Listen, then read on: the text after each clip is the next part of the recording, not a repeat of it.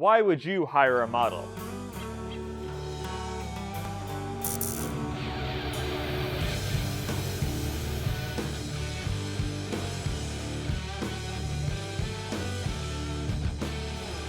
All right, cheers. Welcome back to After Hours. So this is Photography After Hours. We talk all things photography. We are sponsored by PAC, the Photographers Adventure Club. I'd like to introduce everyone. We have Sprague, Susie, Scott, and my name is Nick. And we're going to be discussing models and portfolio building shoots today. And why would you even consider hiring a model? You may be a landscape photographer. You may have never shot people before. We always see this all the time, right? Like, oh, well, I don't shoot people. It's kind of like country music. Everyone's like, oh, I listen to everything but country. You know, It's like the same thing with models. So, like, why would someone that doesn't shoot people, doesn't want to shoot people, what's the benefit of going out there and coming to, say, one of our workshops, one of the portfolio shoots, or hiring a model on their own and shooting it? I'll just leave that to all you guys. You guys fight about who's going to talk first. Fight amongst yourselves. Go fight. So we need swords. Yeah, well, I the do. little tiny swords. Just the cocktail swords. Cocktail swords. The last episode's always the best. You should always watch the fourth one. Skip the other three. Do not mess with me, monsieur. I shall school you straight through. Well, Hey, this I far. want my, At least you need your mustache. Fear. You need the very little. Where's you need the little Where's mustache. the dog? Your dog bit me. It was not your dog? It was not my dog. It all goes to hell in the fourth episode. If you haven't figured out from the close not changing, we record 4 of these at one clip. It's like a sitcom where you record them all, and we have a great time. Susie changes every time. It's pretty interesting. Almost every time. Almost every time. Depends if we forget. And then we have pizza sometimes in between. She doesn't let us watch, though, so for those of you at home who are kind of, wanting to ask that question. So we're going to be talking about models today. Now, on to the episode. So why would you... you've shot models at the different events. You help facilitate the model shoots. You've been to the different workshops. So what benefits do you see for someone out there that doesn't shoot people?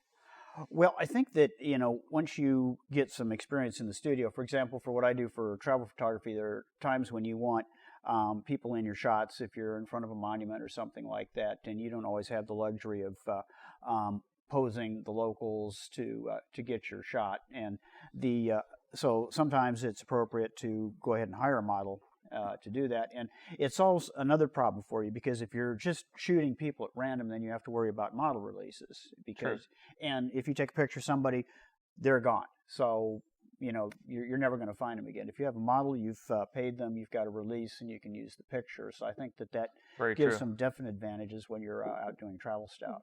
Sure, and also if you're shooting product photography, for example, sometimes you can add another dimension to your product photography if you have a person holding the item, using the item, something like that. And if you get used to shooting people and understanding how to light people, not just things, objects, then you can incorporate the two. And what better environment to do that and kind of get your feet wet is to maybe do it in a group setting, in a workshop, or a PAC event like we do, and True.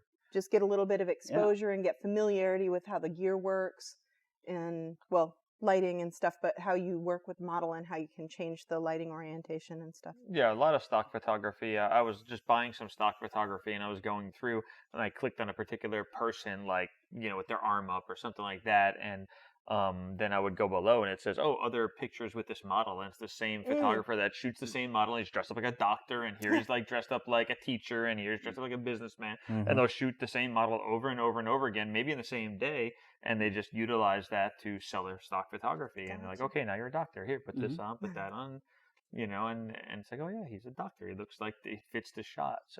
So definitely stock photography. And then I know you teach the lighting workshops for PAC, and how does lighting and learning lighting with a model help your students out there get better shots overall? Yeah, definitely with lighting, so that they can see the light on a person. But the thing that I find that students benefit most from having a model is learning how to pose that model, learning how to direct them. You don't know how many times I've seen people come to our model shoots and they're intimidated. They're afraid to even talk to the model. They just walk up, don't even talk to the model, fidget with their camera a little bit, take a few pictures, Yeah, they take a few pictures, click, click, That's click. like that the model just gets Yeah. to see them like that. the And whole then time. they look at their camera, and the model has no idea what they're thinking. She has no idea if she's doing anything right or wrong. She's getting no feedback. And then they just like walk away. Yeah. And then I they, always tell people that I'm like, hey, you can say hi to the model if they don't And- bite. Like, say yeah. hi, introduce yourself. Hi, I'm Scott. Nice to meet you. But the thing is they don't get the shots that they want because they don't know how to work with that model. And what they don't understand is that it's a collaborative effort. You can, models like to be told what to do. They like to be guided. They like to, have that reassurance that they're doing something right. Tell me what to do. Yeah, that's right. Well, So it's funny Estelle- because you said her, and I every time when we Or him, announce or when we him. announce a model shoot, people are like, oh well, I don't shoot, I don't need, and it's like, no, we've had plenty of, we've actually Yeah, had we almost shoot as many guys, too. guys Yeah. as our model shoots as, Sure. as girls, and the girls are always like, oh, why don't you shoot guys? But then they don't show up. They're like, I don't know, they seem intimidated too to show up. Like, oh well, I don't want to shoot guys. That's kind of weird too. So it's well, like, yeah, their perception is that it's gonna be some, some sketchy. some guy in a banana hammock Yeah. speedo thing, and Chippendale model shoot type of Yeah. thing, and that's not the case. I mean, we did like the fireman one where we had like Full- real legitimate, Turnout firemen, get up, all the gear, all the Yeah, I mean, it full, The helmet, and the, the axe, helmet, the whole everything. thing, right? and it was a completely themed shoot, and we do that. That's what most of our shoots are. Is they're themed shoots. They're not, the bikini, A type few of. were. I turned around all of a sudden with the snow bunnies in a bikini. I'm like, what Like, happened? it's but winter. but still, Put it your was still clothes on. they're still very Yeah. G-rated most of the time. A lot of the shoots we do, and they're more for practice to build your portfolio. To go out there and say, hey, I did this and I'm learning this, or I know this. Yeah. So so they can practice with workshops. They can do some portfolio building and travel kind of stuff, stock photography. What about the benefits to? I see a lot of the people in the group playing with composites, and I know you do that. Yeah. Does it help with that when you have all these model shoots that you start to find times to put these people in other places? Sure, absolutely. I like to play around with that sometimes, and you'll see them posted once in a while. And it's nice to be able to control the lighting, and it makes it much easier to extract your subject from the background if you're shooting against seamless paper. So that kind of makes your life easier than maybe shooting someone outside and the clothing they have on is in the same color and tone values as the background. Makes it really hard to get a good extraction of your subject. So a studio environment, just controlled lighting with a model, it makes that compositing a lot easier.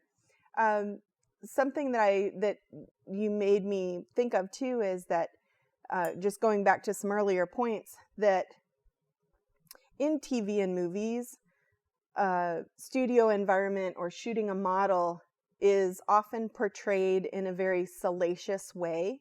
So it's usually some very, very scantily clad girl, young girl, that kind of thing. And occasionally they make it classy, it's a classy model shoot or something like that. But a lot of times they make it very much about just trying to get these very suggestive photos and stuff. And that's really not the angle that PAC goes and that most photographers are actually using a studio for. You're trying to use lighting and your human subjects as tools to sculpt your image and to maybe take those skills outside of the studio into your other work. Definitely. Are there benefits to, say, using your kids or family members or friends that you know as models? You don't need to necessarily hire people, right? Like, you can use just regular people as your models as well, and try to do some of that direction, because the models that we hire, we generally look for people that are going to pose themselves and do all that stuff, so that our members don't have to worry about that element.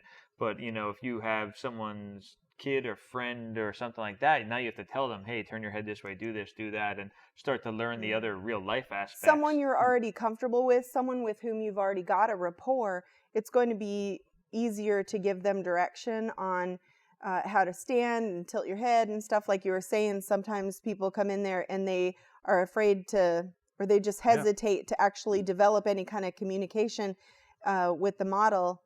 And you're not going to hesitate to tell your 7-year-old, turn your shoulders like this, or that kind of Well, thing. I like what Michelle Solentano talked about when she taught just a posing class. It was in the lighting class, but she puts everything on a tripod and stands next to it and then gets it all lined up, puts on manual focus, and you could just keep shooting now and talk to them. And a lot of portrait photographers do that, where they're not behind the camera because that's intimidating. Hi, how you doing? She goes, that's the way everyone sees you then.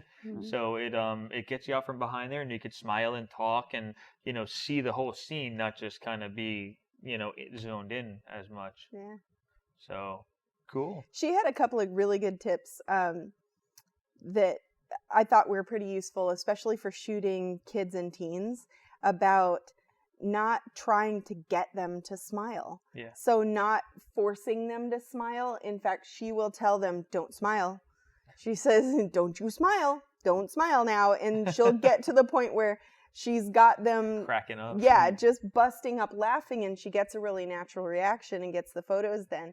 But I liked about the mom when she was like, the mom was like, when you have an overbearing mom that's always like, you better smile. And then she's like, is she always like that?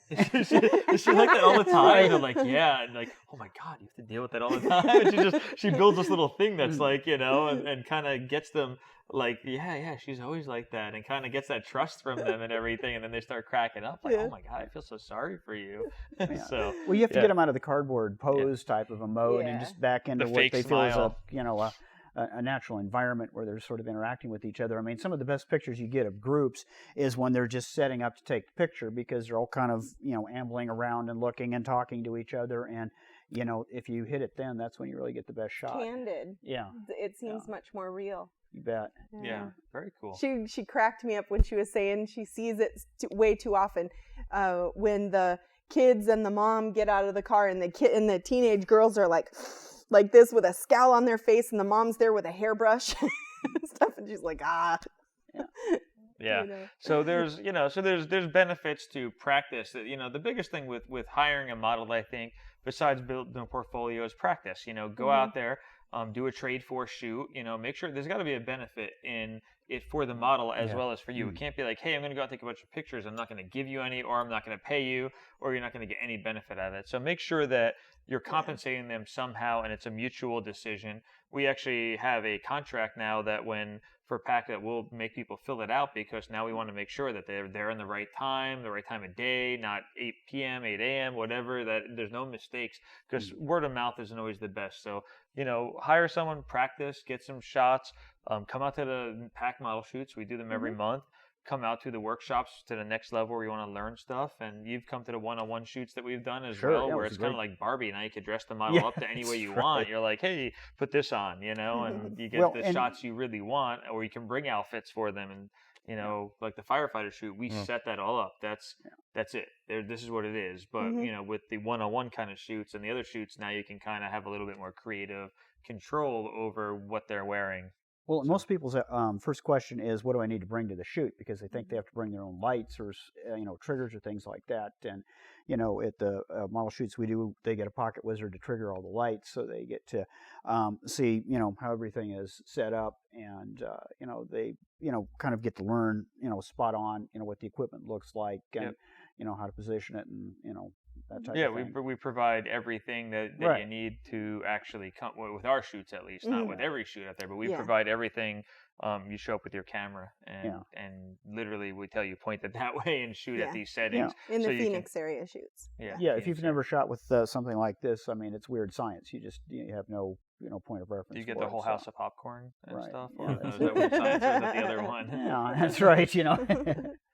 So cool. Well, awesome. So go out, practice on people that, you know, especially again, if you're trying to get into portrait photography, headshots, weddings, any kind of event stuff that you have to take pictures of people, you need to know lighting. So the best kind of line of defense is get a model, practice, come to a model shoot, go to a model shoot, whatever you have to do, make sure you compensate them and get some good shots. And if you mess it up, no big deal. You know, you move on and you practice more. That's what it's all for. So cool. That's good. All right. Cheers. Oh, So make sure you subscribe to our channel and leave comments below if you've used the model or not used the model and why you think it might benefit you. So see you next time.